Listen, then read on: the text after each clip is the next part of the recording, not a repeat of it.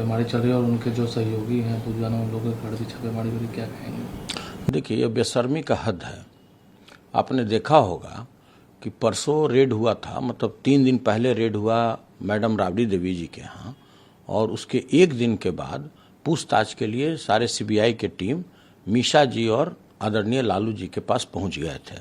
वो लालू जी के पास जिनका उम्र 76-77 वर्ष हो चुका है और तुरंत अभी किडनी का ट्रांसप्लांट करा करके सिंगापुर से लौटे हैं, डॉक्टरों के लगातार निगरानी में हैं, किसी भी जनता जनार्दन या परिवार के सदस्यों से मिलने पर रोक है, वैसे व्यक्ति से पूछताछ के लिए पहुंच गया।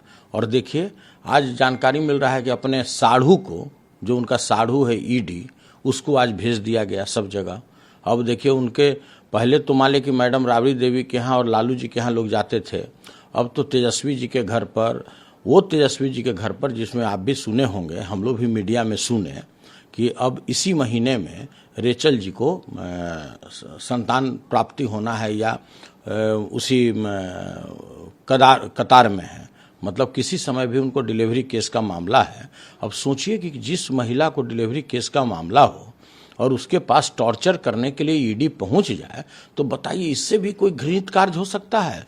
संवेदनहीनता तो कोई, मतलब संवेदन, कोई अगर व्यक्ति होगा जिसमें तनिक भी संवेदना होगा, ऐसा कार्य नहीं कर सकता है। ये तो समझिए कि लाज शर्म हया सब कुछ समझिए कि निचोड़ करके ये लोग नाली में फेंक दिया है। ऐसा भी कहीं होता है क्या? और तो और, अब तो उनके बच्चियों का भी रेड होने लगा। उसका अपना लाइफ है, उसका अपना जीवन जीने का शैली है, उनके अपने परिवार हो गए, उसके अपने बाल बच्चा हो गए। अब उसको लालू यादव से क्या लेना देना है? और देखिए, उनके यहाँ भी लोग टॉर्चर करने के लिए पहुंच गए। तो कहने का मतलब है कि अब यह जो तीनों एजेंसियां हैं जिसके बारे में लगातार हम कहते आ रहे हैं कि बीजेपी के हार्डकोर कार्यकर्ता के रूप में ये देश में काम कर रहे हैं। किसी भी विपक्षी के यहाँ, जो भाजपा के विपक्षी दल के लोग हैं, उनको डराने के लिए, धमकाने के लिए, उनको तोड़ने और मरोड़ने के लिए, सरकार गिराने के लिए, सरकार बचाने के लिए ये कोई भी हथकंडा उपयोग करते हैं, तो उनके भाजपा के कोई मंत्री और कार्यकर्ता उतना कारगर सिद्ध नहीं हो पा रहे हैं जितना इनके तीनों, ये जो इनके हार्डकोर कार्यकर्ता हैं, ईडी हो, इनकम टैक्स हो और सीबीआई हो, ये इस तरह से अपने को साबित करने में लगा हुआ है कि बीजेपी का हमसे बड़ा कोई हार्ड कोर वर्कर हो ही नहीं सकता है। लेकिन वो स्वतंत्र है काम करने के लिए, उसके बावजूद देखिए, स्वतंत्र कहने को है कि ऑटोनोमस बॉडी है, इस पर लगातार सवालिया निशान उठा है। और हम आपको कहें तो हम 5 एग्जाम्पल दे सकते हैं इन लोग के कार्य करने के तरीका को।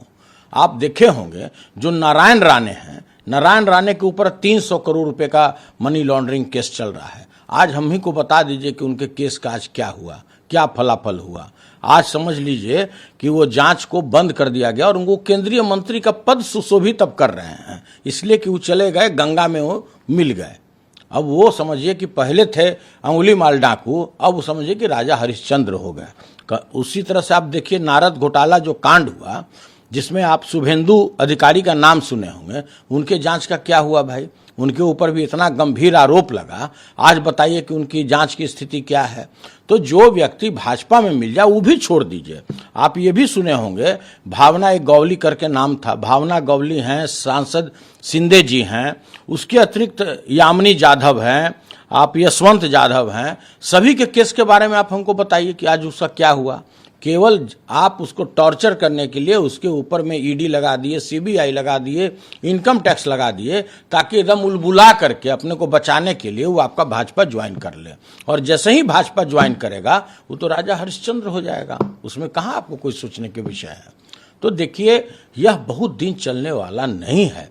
जिस तरह का ये हिटलर शाही चला रहे हैं इस देश में, आपातकाल की स्थिति लाए हुए हैं कि जैसे ही इनके विरुद्ध में कोई बोलेगा वो चला जाएगा अंदर। अभी देखिए क्या हुआ सिसोदिया जी के साथ। आज उनका मैटर था बेल का, कल ही उनको ईडी ने फिर से उनको रिमांड के लिए उनके ऊपर में एफआईआर दर्ज करके ये 10 दिनों का रिमांड मांग लिया है। तो देखिए, ये तो इंतहा हो गया। और समझिए कि अब तो भाई जुल्म और सितम भी अब समझिए उससे नीचे का चीज हो गया, जिस तरह का ये लोग का कार्य हो रहा है।